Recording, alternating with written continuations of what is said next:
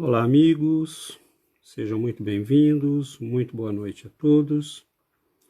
Nós estamos iniciando a nossa transmissão ao vivo pela página Na Visão Espírita e nós gostaríamos de dar as boas-vindas a todos os nossos amigos que nos prestigiam, que participam destes momentos de estudo, de reflexão e de aprendizado que nós fazemos em grupo. Então, muito bem-vindo, um abraço, vejo a Vera que já está conosco, e nós, nestes momentos iniciais, gostaríamos de convidá-los a explorar um pouco a página Na Visão Espírita. Nós temos também um canal no YouTube, César S. Santos, no qual nós colocamos as palestras, os estudos que fazemos, os eventos dos quais participamos, e no qual divulgamos uma série de eventos no Facebook, no YouTube, tanto aqui no Canadá quanto no Brasil. Então, sejam todos muito bem-vindos, nós estamos iniciando, e gostaríamos de pedir ao nosso mestre querido que nos envolva, que nos abençoe nesta noite. Nós vemos a nossa amiga Edina e outros amigos que estão chegando. Dona Cida Cunha, seja bem-vinda, um grande abraço. Então, amigos, nós iniciamos a nossa transmissão, a nossa preleção, pedindo ao Mestre querido que nos abençoe, que nos ilumine, que nos ampare nesta noite com muita paz, com muita tranquilidade, que nós tenhamos momentos de envolvimento espiritual, tanto para nós pessoalmente, quanto para os nossos lares, nossos familiares e amigos. Então, sejam bem-vindos, bem-vinda Ana Franco, enfim, todos os amigos que estão chegando. Muito bem, nós reservamos para a noite de hoje uma reflexão sobre uma das parábolas de Jesus, que é uma parábola que tem um aspecto às vezes bastante simples até, né?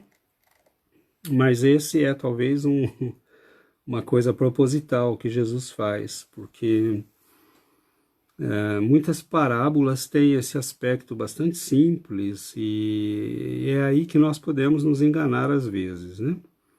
Como nós já comentamos em alguns momentos, a parábola é um meio muito eficaz de falar com as pessoas.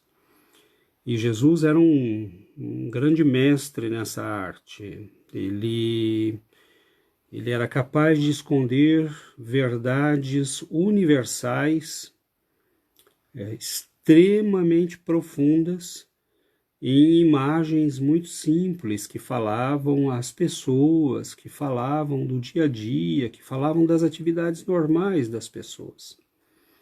E isso é muito bonito, porque significa que nós temos ali um material que é como, eu já usei essa imagem, mas acho que ela é muito apropriada, é como um mergulhador que mergulha sem equipamento, né? Ele vai, à medida que ele desenvolve a capacidade de ir mais profundamente, né, de adquirir mais capacidade pulmonar, ele pode ir mais fundo no oceano. E é exatamente isso que Jesus fez. Ele escondeu a sabedoria, o conhecimento, em pequenas historietas que nos falam de coisas muito simples, mas que são coisas que acabam, à medida que nós nos desenvolvemos, que nós entendemos, que nós nos tornamos mais maduros, que acabam falando muito profundamente ao nosso coração e à nossa alma. Então, Jesus, ele veio em nome de nosso Pai Celestial para nos convidar ao seu reino, para nos convidar para participar, né, desta união, que é nada mais, nada menos que o encontro de nós mesmos, o desenvolvimento da nossa alma, a sublimação dos nossos corações. E neste convite, ele lançou a mensagem, escondeu em várias pequenas parábolas, e nós não falaremos todas hoje aqui, que tocam especificamente neste assunto, mas ele escondeu nessas pequenas historietas algumas mensagens muito profundas. E, obviamente, eu não tenho a pretensão aqui hoje de esgotar o assunto, longe de mim uma pretensão dessa, né? Porque já faz 2000 anos que nós estamos estudando essas parábolas e a cada ano nós vamos descobrindo novas camadas que se escondem e é muito rico. Então, daqui a um ano nós podemos fazer um novo estudo sobre a mesma parábola de hoje e encontrarmos coisas completamente novas e diferentes. Então, porque depende muito da nossa capacidade pulmonar, como eu dizia agora de pouco, né? Então, nós escolhemos a parábola do tesouro e da pérola preciosa, e elas são muito curtinhas, né? A parábola do tesouro diz: o reino dos céus é semelhante a um tesouro escondido num campo. Um homem o acha e torna a esconder, e na sua alegria vai, vende tudo o que possui e compra aquele campo. E diz ainda Jesus: o reino dos céus é ainda semelhante a um negociante que anda em busca de pérolas raras. Ao achar uma pérola de grande valor, vai, vende tudo o que possui e a compra. Então notem que são duas pequenas historietas que falam de coisas que são muito comuns, comprar e vender, né? Um homem que era um negociante que buscava tesouros e um dia ele encontra né, num campo, ele vai, vende tudo, fica muito alegre, esconde de novo aquele tesouro, vai, vende tudo que tinha e compra aquele campo onde está escondido o tesouro. E no trecho seguinte ele vai dizer: o reino dos céus é semelhante a um negociante de pérolas que viaja ao mundo procurando pérolas raras, e tendo encontrado uma de grande valor, ele foi e vendeu tudo o que possuía para comprar aquela pérola. Notem que Jesus é de uma precisão extraordinária, né? O mestre é o mestre. E ele vai nos dizer muita coisa nesses pequenos parágrafos que foram registrados pelos apóstolos, e há várias outras que eu chamo as parábolas do reino, porque ele sempre começa dizendo: o reino dos céus é semelhante a, para nos lembrar o que ele veio fazer, obviamente, porque ele veio nos convidar para esse reino dos céus.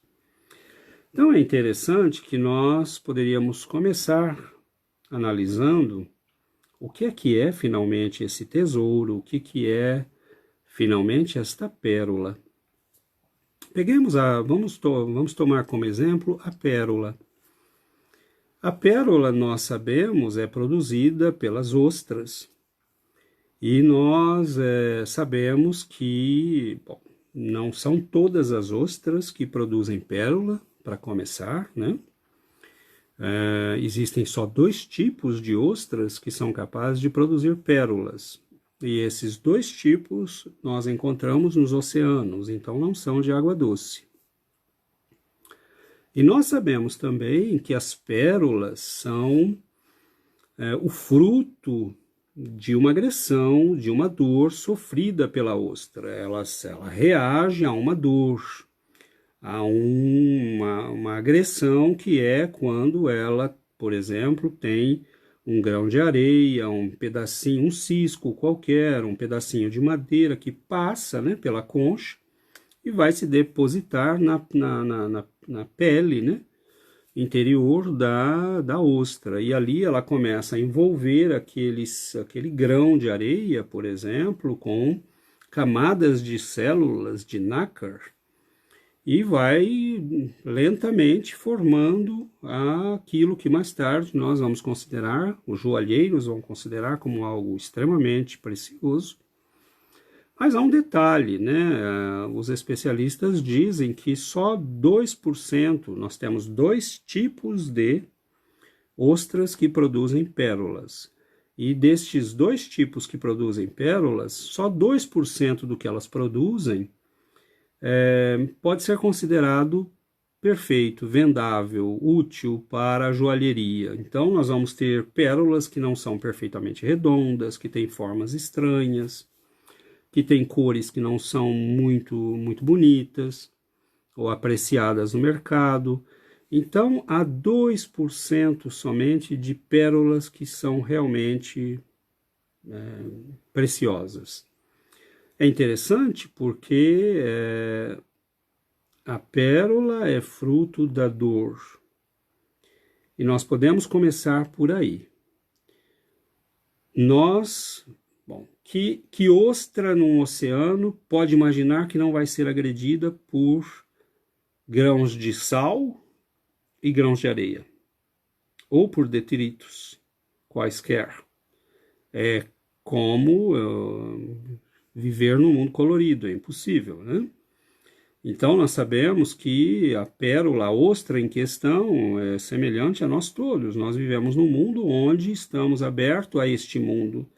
Nós temos sentidos, nós temos inteligência, nós temos percepção, e nós somos confrontados por esse mundo o tempo todo. Desde o primeiro ato do nosso nascimento até o fim da nossa vida, a nossa vida é uma constante luta com situações adversas, com dor, com sofrimento. Mas a questão é que o sofrimento não produz pérola em todo mundo. Não é todo mundo que sofre que é capaz de produzir pérolas. E então nós temos que começar já a nossa reflexão por este aspecto. Porque essa pérola é também, né, quais são as pérolas que vão produzir, quais são as ostras, que vão produzir pérolas? Nós temos que parar aí e refletir, porque se nós transportarmos isso para nós humanos, nós vamos ver que algumas pessoas, alguns de nós, compreendemos o significado da dor, da vida, e já chegamos a um ponto de maturidade que a dor é capaz de trazer beleza para a nossa vida, nos transformar em pessoas melhores, mais belas. E isso às vezes é surpreendente, porque nós vemos pessoas sofrendo muito e produzindo coisas belíssimas. Quem é que chega nesse nível? Quais são as ostras que produzem essas pérolas? Quais são os humanos que produzimos coisas bonitas mesmo sofrendo? Aqueles que entendemos o significado do sofrimento. Aqueles que compreendemos a profundidade do conhecimento espiritual e que entendemos a mensagem do Cristo. Quando nós começamos a entender, por exemplo, as leis que regem a vida, a reencarnação, a imortalidade da alma, a lei de causa e efeito, nós começamos a entender o significado e a entender que nada está acontecendo por acaso, que a dor tem um propósito na nossa vida. E nós começamos a descobrir uma série de coisas, mas se nós pudéssemos resumir, nós diríamos que essa pérola, ela representa o entendimento profundo do Evangelho. Mas eu vou frisar bem esta palavra, esta frase, o entendimento profundo. César, o que você quer dizer com isso? Bom, olhemos as vidas daqueles que foram tocados por Jesus. Todos melhoram, todos melhoramos, de um jeito ou de outro. Mas alguns foram radicais. Alguns fizeram o que Jesus disse na parábola. Foram, tendo encontrado uma pérola de raro valor, venderam tudo e compraram aquela pérola. Então, notem que nós temos atitudes e atitudes diante do conhecimento espiritual e do entendimento profundo do Evangelho de Jesus. Há algumas pessoas que nos fazem pensar. Paulo de Tarso, quando encontra Jesus, muda radicalmente sua vida. Ele próprio vai dizer mais tarde, numa carta aos Filipenses, né, e eu vou depois ler um pequeno trecho para vocês. Ele vai dizer: eu troquei tudo, eu dei tudo para encontrá-lo. Nós vamos ver as vidas de todos aqueles que encontraram Jesus, e às vezes eu gosto de fazer um exercício, eu fico pensando, quem seria, né? Que notícias nós teríamos de João, André, Pedro, Mateus? Eles teriam vivido suas vidas, teriam sido vidas provavelmente úteis, boas, porque eram boas pessoas, almas já evoluídas. Mas nós não saberíamos nada deles, porque o que fez diferença na vida deles foi que eles encontraram uma pérola de grande valor. Foram, venderam tudo e compraram aquela pérola. Então notem que se nós falamos hoje de Simão Pedro e conhecemos o percurso, né, que ele percorreu, ou de Mateus, ele teria sido só mais um publicano como outro qualquer. Mas há uma diferença no que os publicanos da época dele viviam e o que ele viveu.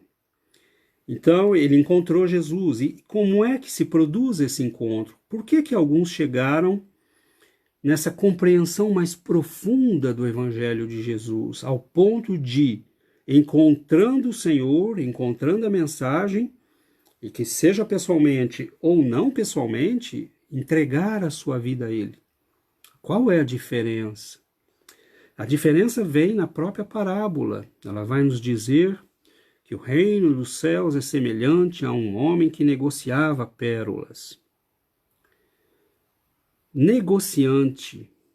O que é que Allan Kardec vai colocar como questão no Livro dos Espíritos, na questão 132? Ele vai dizer: qual é o objetivo da encarnação dos espíritos? E eles respondem: Deus lhes impõe a encarnação com o fim de fazê-los chegar à perfeição. Nós somos negociantes no curso das eras. Nós estamos vivendo uma encarnação, outra. Somos homem, somos mulher, somos ricos, pobres, brancos, negros, asiáticos, índios. Nós estamos vivendo muitas vidas, vivemos muitas vidas.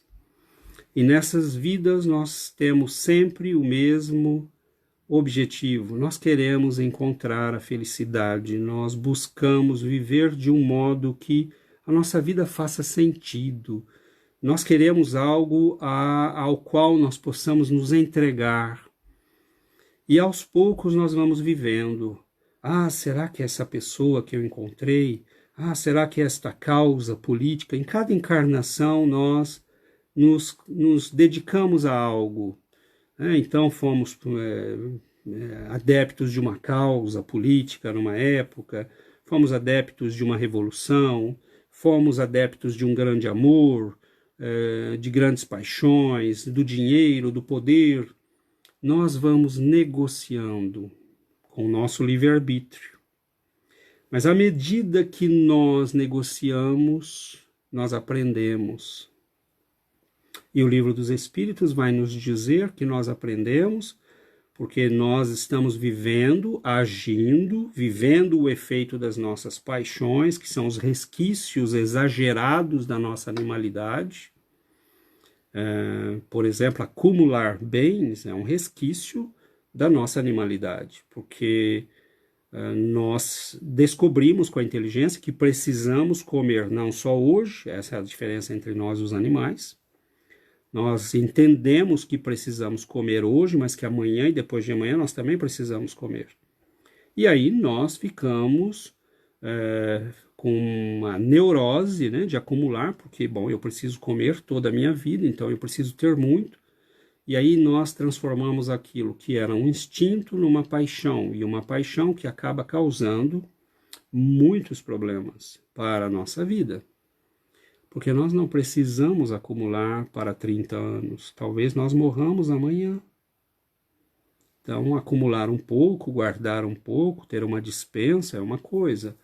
Mas ter 30 milhões num banco, quando você tem uma vida de algumas décadas, se tiver, é algo estranho, algo que não tem sentido. E nós vamos negociando.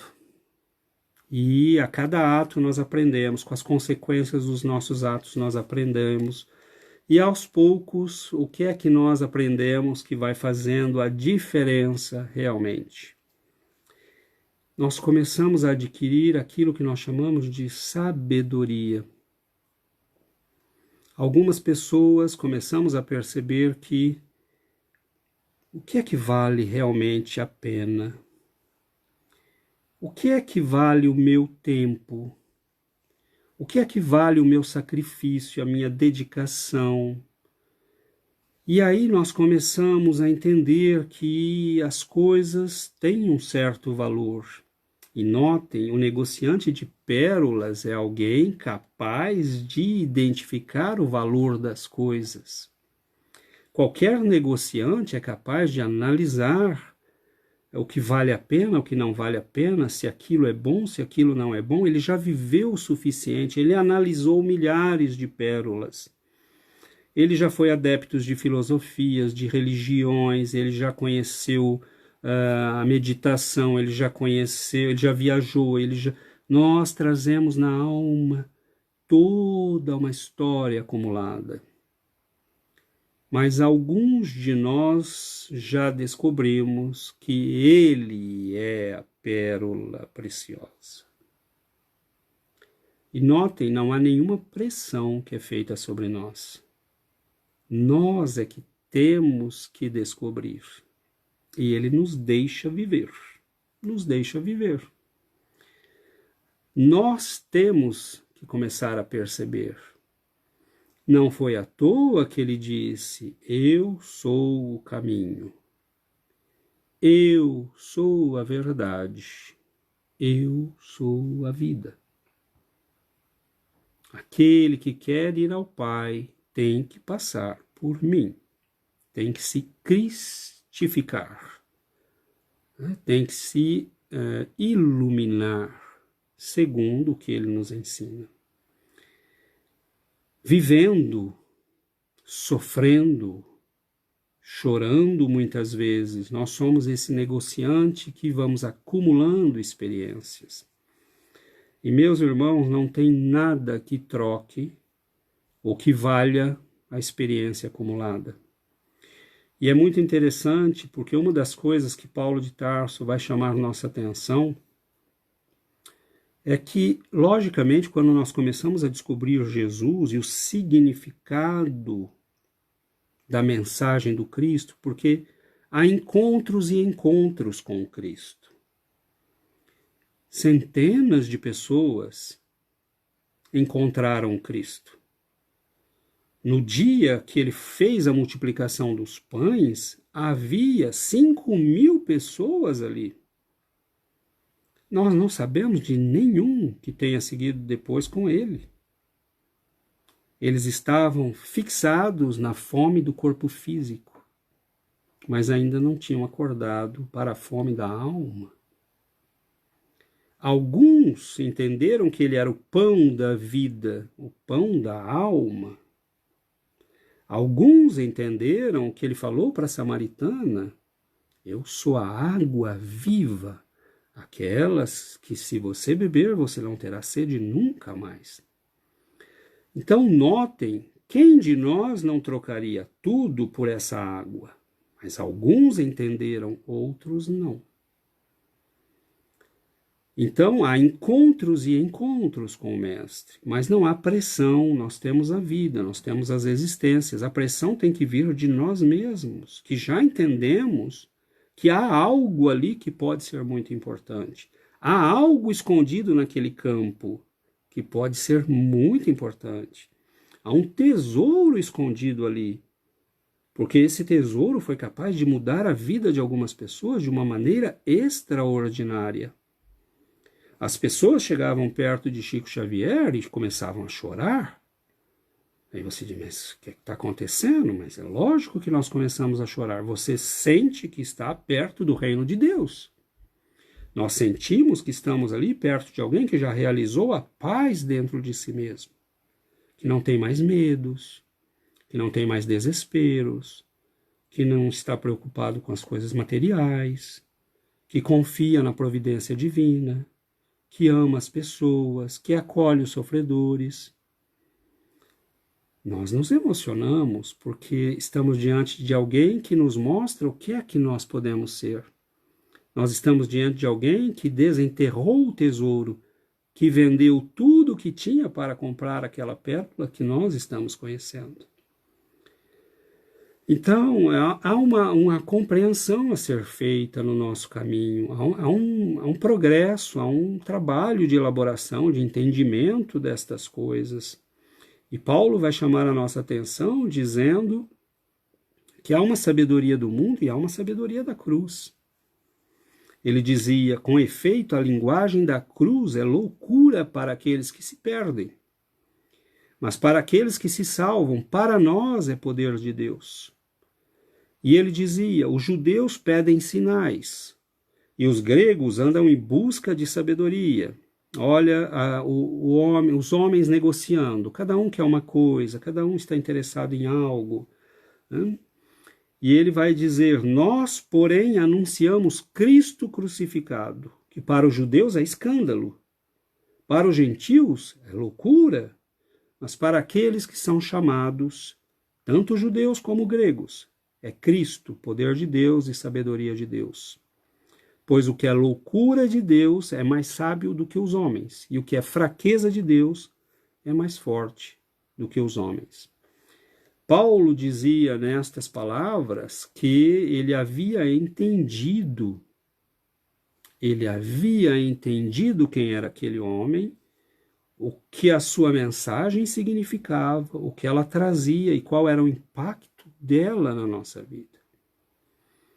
E muitas vezes nós podemos passar, e isso é um perigo, passar e não perceber, passar e não notar a beleza, a profundidade e como aquilo pode alterar completamente a nossa rota. Porque chega um momento que uma das coisas que nós aprendemos é que há sofrimentos que não valem a pena. Nas negociações todas que nós fizemos ao longo da nossa existência, num certo momento nós vamos descobrir que há um jeito diferente de olhar para a vida. E este jeito passa pela compreensão da mensagem do Cristo. Mas no momento em que nós compreendemos essa mensagem, nós começamos a agir como loucos para o mundo. Mas espera aí, por exemplo, o tempo. Há pessoas que vivem com uma frase na cabeça: tempo é dinheiro. Tempo é dinheiro. Será? E dinheiro é o quê? Aquele que entendeu Jesus começa a refletir. Dinheiro é importante? Lógico que é importante. E devemos dar a César o que é de César, mas devemos dar a Deus o que é de Deus. Então, aquele que entende o Cristo começa a agir de um modo em relação às coisas que assustam um pouco aqueles que ainda não entenderam. É o que Paulo está nos dizendo. A loucura da cruz é sabedoria diante de Deus.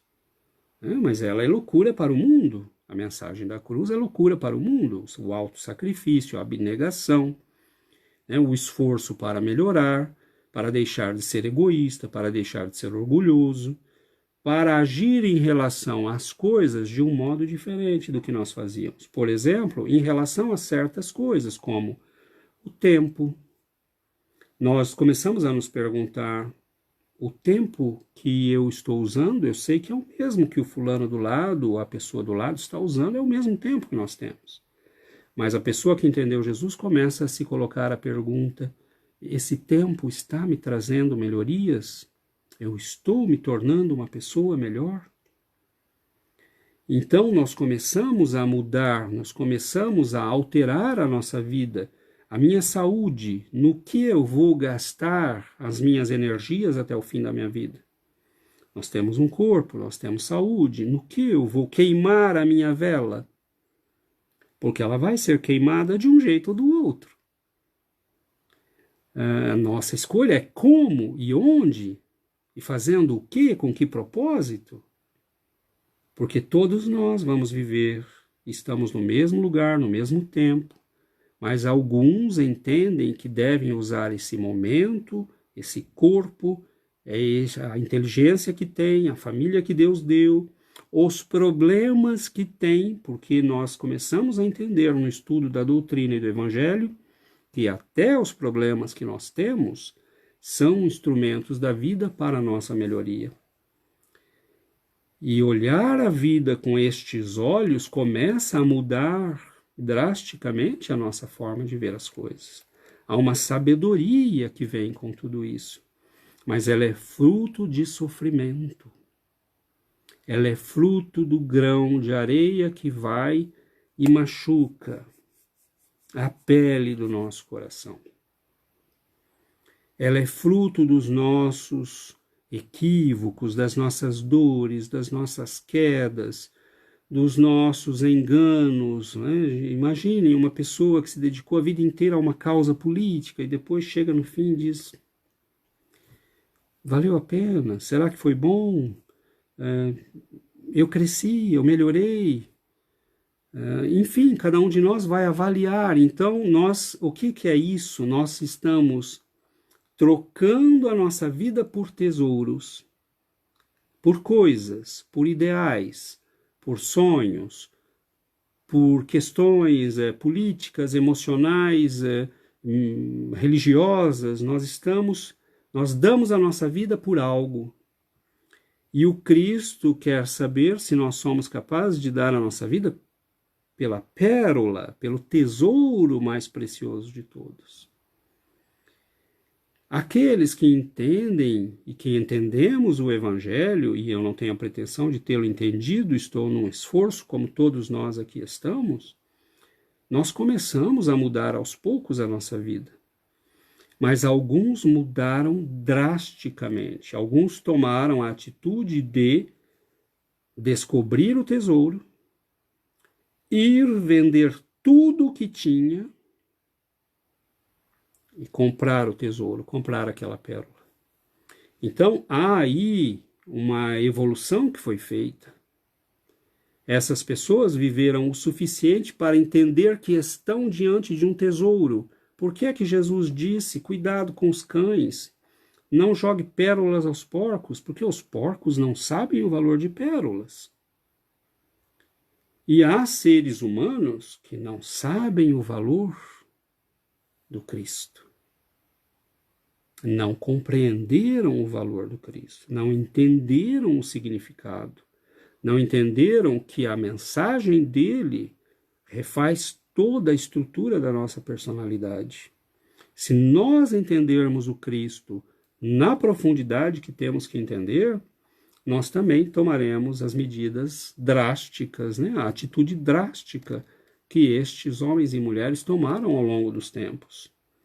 E aí nós entendemos que nós vamos trocando a nossa vida por coisas, por ideais, e passamos sempre preocupados, inquietos, porque é preciso trabalhar, é preciso economizar, eu preciso ter minha aposentadoria, e nós não sabemos sequer se vamos viver mais um dia. Obviamente que eu não estou dizendo que nós devemos viver de modo a não se preocupar com nada, não fazer nada. O próprio Cristo nos disse: dai a César o que é de César e a Deus o que é de Deus. Paguemos os nossos impostos, paguemos a nossa aposentadoria, mas não troquemos a nossa vida por isto. Porque o homem que vende tudo o que tem, Jesus está dizendo, ele pega a vida dele toda e dá em troca daquele tesouro. Ele quer aquilo. Aquilo faz, preenche ele completamente. Então, a questão é, nós estamos trocando a nossa vida pelo quê? O nosso tempo é o mesmo de todo mundo, mas ele está se escoando. E aí nós vemos o mestre, né, lá em Mateus 16, dizer: então Jesus disse aos seus discípulos: se alguém quiser vir após mim, renuncie a si mesmo, tome sobre si a sua cruz e siga-me. Notem bem, porque aquele que quiser salvar a sua vida, perdê-la-á. E Quem perder a sua vida por amor de mim, achará. Pois que aproveita o homem ganhar o mundo inteiro, se perder a sua alma? Ou o que dará o homem em recompensa da sua alma? Então notem que nós temos que pensar pelo que nós estamos trocando a nossa alma. Porque o nosso tempo, a nossa existência, a nossa inteligência, a nossa família, tudo que nós temos, toda a nossa vida, inclusive a nossa alma, estão sendo trocados todos os dias nos negócios da vida. Nós estamos negociando. Mas o que é? Qual é a moeda com a qual nós negociamos na vida? São estas. É o tempo, é a família, é a inteligência. Bom, você é capaz de ler, você é capaz de estudar, mas você não lê um livro, você não ouve uma palestra, Então nós temos que começar a meditar sobre isso.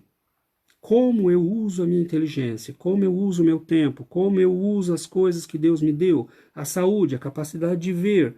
Olhemos para quem é cego e nós temos algo que ele não tem. A capacidade de ouvir, a capacidade de entender. Então Deus nos deu uma série de coisas, mas eu estou trocando tudo isso pelo quê? Que aproveita o homem ganhar o mundo inteiro se perder a sua alma. É belíssimo, não? Porque ele nos faz refletir sobre os objetivos da nossa vida. Eu estou trocando a minha vida pelo quê? Se hoje fosse o último dia, imaginemos que nós vivamos até 110 anos. Desejo a todo mundo aqui, mas com muita saúde. Chegando a 110 anos, nós sabemos que, segundo os ensinamentos da doutrina e também das pessoas que tiveram mortes e conseguiram ressuscitar, ser ressuscitadas, essas pessoas dizem que a vida toda delas passa como uma tela de cinema, passa diante delas. Esse momento, nós temos que nos perguntar antes que ele chegue. Pelo que filme eu vou ver? Pelo que eu troquei minha vida? E não sejamos duros conosco mesmos. Hein? Nós podemos analisar e ser mesmo, há muita coisa boa que nós fizemos. Alguém que teve filhos, que educou filhos, alguém que trabalhou, alguém que foi honesto. Há muita coisa. Deus vai sempre nos julgar com generosidade e amor. Mas o interesse é nosso. Não é mais uma questão de Deus nos julgar ou não. O interesse é nosso. Como eu quero olhar para mim mesmo neste filme? O que eu quero ver? Quem é a pessoa que eu quero ver ali? Essa é a questão que nós temos que nos colocar.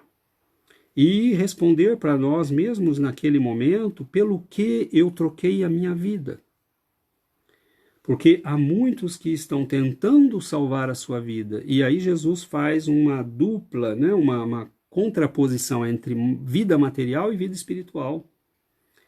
Aquele que quer salvar a sua vida é aquele que passa toda a sua existência inquieto com os bens da vida, com o que ele vai comer, como é que vai ser a sua aposentadoria, como é que ele vai fazer, porque precisa economizar e precisa isso, e aí nós passamos a nossa vida. E aquele que tem 30 milhões morre do mesmo jeito daquele que ganha salário mínimo. A questão é como viveu, porque a morte vai vir para todos nós. Mas a questão é como nós vivemos. E não importa se nós temos 30 milhões, ou 3 mil, ou 300 reais, ou 300 dólares, nós temos que nos perguntar como eu vivi, pelo que eu troquei a minha vida. E Jesus, na parábola da pérola, diz: um homem negociante de pérolas de raro valor. Era alguém que já tinha entendimento do que era bom e do que não era bom. Era alguém que já havia entendido, já tinha vivido o suficiente para reconhecer o que é um tesouro precioso. Porque alguns irmãos nossos nem isso reconhecem. A mensagem do Cristo vai ficar para os séculos futuros. E nós estamos hoje, 2000 anos depois, falando dele, tentando entendê-lo, porque provavelmente nós podemos ter sido um daqueles 5.000 que estava mais preocupado em pegar o seu pedaço de pão, enquanto o mestre estava ali diante de nós, chamando para um banquete divino. E nós estamos aqui 2000 anos depois, mas ele deixa que nós façamos as nossas negociatas, que nós aprendamos com a vida. E no momento em que nós entendermos, aí tudo bem. Nós vamos chegar a vender tudo que nós temos. Ou seja, não me interessa mais nada, eu quero isto. Este é o foco da minha vida, é isto que eu quero, e se eu tiver que dar tudo por isso, eu darei tudo por isso. Alguns chegamos a esta compreensão. E nós vamos ver na história dos grandes iluminados, dos grandes santos. Mas muitos deles eram grandes pecadores também, que entenderam justamente que Jesus era amor, que era misericórdia, que era bondade. Então nós vemos como Jesus foi mudando a vida das pessoas, e é muito bonito isso. Há uma passagem nos evangelhos que conta que um dia a multidão estava espremendo Jesus e estavam às margens ali do lago, era logo cedo. Os pescadores estavam chegando da pesca noturna e um dos pescadores, havia o barco de Simão Pedro, o barco de João e Tiago, e Jesus pede carona, fala, deixa, eu quero falar com todos eles, mas eu preciso me afastar um pouco. Ele sobe na barca de Simão Pedro, a barca se afasta um pouco, ele fala com a multidão, e aí ele diz a Simão, agora vamos para o mar, vamos pescar. E Simão diz, Senhor, mas nós pescamos a noite toda e não pegamos nada, mas vamos lá, E aí Jesus diz, jogue a rede. Diz, Senhor, tem certeza? Nós passamos a noite toda, pescador experiente, um homem que só fazia aquilo há muitos anos. Mas, bom, com fé na tua palavra eu vou fazer. E aí joga, e acontece a famosa pesca milagrosa, que ele tem que chamar o barco que estava ali do lado para ajudá-lo, porque eles não eram capazes de trazer todos aqueles peixes só num barco. E aí, diante disso, é muito interessante, porque não quero enfatizar a história em si, é só o contexto. Me interessa que naquele momento, diz o texto, e vendo isto, Simão Pedro prostrou-se aos pés de Jesus, dizendo, Senhor, afasta-te de mim, porque eu sou um pecador. Notem, ele entende quem é Jesus e ele entende quem ele é. Senhor, afasta-te de mim, porque eu sou um pecador. Mas aí vem a surpresa, porque Jesus, vendo o espanto deles, diz a ele, não temas, Simão, de agora em diante serás pescador de homens. Mas notem a conclusão. E levando os barcos para a terra, deixaram tudo e o seguiram. Provavelmente o barco estava cheio de peixes. E peixe era um bem raro, dava dinheiro naquela época. E levando os barcos para a terra, deixaram tudo e o seguiram. Então nós temos um homem ali, Simão Pedro, João, Tiago, André, que entregam tudo. E eles deixam suas vidas para seguir aquele homem.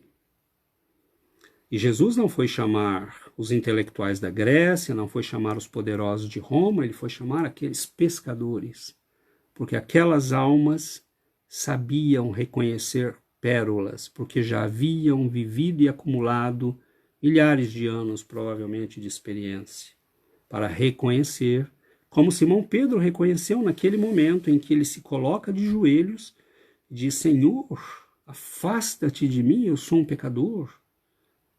E Jesus o acolhe e o transforma na pedra fundamental da igreja que estava nascendo. Esse homem vai seguir o Cristo, vai viver momentos de oscilação, mas é interessante porque há um momento, e eu aí chamo a atenção para o fato de que eles perderam tudo, né? Aparentemente eles perderam tudo. Maria de Magdala, Simão Pedro, Paulo de Tarso, eles entregam tudo. E de repente, Paulo de Tarso era um homem bonito, rico, famoso, culto, doutor da lei, fariseu, poderoso, e de repente ele vira um mendigo praticamente. Porque a família o deserda, os amigos poderosos o ignoram, e de repente ele não tem nada. Mas ele tinha a pérola, que muita gente não entende. Simão Pedro, a mesma coisa. Era um homem provavelmente muito bem, porque ter barcos, e inclusive pessoas trabalhando para ele, alugando barcos, significa que ele era uma pessoa que tinha condição econômica. Mas esse homem que deixa tudo vai viver muitas experiências interessantes que vão mostrar que talvez ele tivesse muito mais do que a gente pode imaginar. Uma vez estava Simão Pedro e João, o evangelista, muito jovem, naquela época tinha o quê? Seus 23 anos. Estavam indo para o templo no momento da oração. Eram de tradição judaica, estavam em Jerusalém e estavam subindo as escadarias do templo. No que chega um homem que estava sendo carregado por dois outros, porque era um paralítico. E esse homem estava ali naquilo que se chama Porta Formosa do Templo de Jerusalém. E ele implora a João e a Pedro que lhe dessem uma esmola. E diz o texto: Pedro, porém, fitando nele os olhos, junto com João, disse-lhe: Olha para nós. Ele os olhava atentamente, esperando receber deles alguma coisa. Mas Pedro lhe disse: Eu não tenho ouro, nem prata possuo. O que tenho, porém, meu irmão, isto te dou. Em nome de Jesus, o Nazareno, levanta-te e anda. E tomando-o pela mão direita, ergueu-o. No mesmo instante, seus pés e calcanhares se firmaram, e ele, saltando, louvava a Deus. Todo o povo viu que ele andava, e era um homem que passou anos ali. Eu não tenho prata nem ouro. Era um homem pobre falando. Eu não tenho prata nem ouro. Mas o que eu tenho, meu irmão, isto eu te dou. Em nome de Jesus, o Nazareno, levanta-te e anda. E ele, levantando-se, andou. Quem é pobre e quem é rico? Quando você tem o que é mais importante, você tem tudo. Mas você pode ter tudo. Tudo. E não ter nada. Nós vemos homens que acumularam grandes fortunas. E lembro, inclusive, e não faço aqui críticas nenhuma, quem tem dinheiro não é isto, mas é a questão do pelo que nós trocamos a nossa vida. Lembro de um grande fazendeiro da família Prado, se eu não me engano, no interior de São Paulo, em Ribeirão Preto, que escrevia a um amigo no começo do século XX, dizendo: Pois é, fulano, eu tenho dinheiro para fazer vir da França um cozinheiro só para mim. Mas tenho um câncer na garganta e não posso comer a comida que ele faz. E nós temos aquele homem que não tinha nada, mas que era capaz de fazer levantar um paralítico, curar um câncer, ressuscitar uma pessoa, pois Simão Pedro fez a mesma coisa que Jesus. Então nós ficamos e nós entendemos que, na verdade, eles trocaram tudo que era nada por algo que aparentemente era nada, mas é tudo. Repito, eles trocaram algo, algo, suas vidas, tudo o que aparentemente tinham, tudo o que aparentemente podiam ser, como Paulo de Tarso e tantos outros. Eles trocaram tudo isso, mas tudo isso era nada. Quando você entende que é nada, quando você já viveu o suficiente para entender que não vale a pena trocar a sua vida por aquilo. Eles trocaram tudo aquilo que era nada por algo que aparentemente é nada diante dos olhos do mundo. E que é loucura, inclusive, diante dos olhos do mundo, porque muitas vezes representa luta, dor, sofrimento, sacrifício. Mas que na verdade é tudo. Porque representa entrar em comunhão com algo poderosíssimo. Poderosíssimo ao ponto de que dois homens olham um para o outro, se entendem no olhar, olham para aquele cego, para aquele paralítico, e dizem: meu irmão, eu não tenho prata nem ouro. E ele com a mão estendida, esperando uma moeda. Eu não tenho prata nem ouro, mas o que eu tenho, isto eu te dou. Em nome de Jesus Nazareno, levanta-te e anda. Mas para isso, para ter isto, eles perderam tudo. Mas que tudo?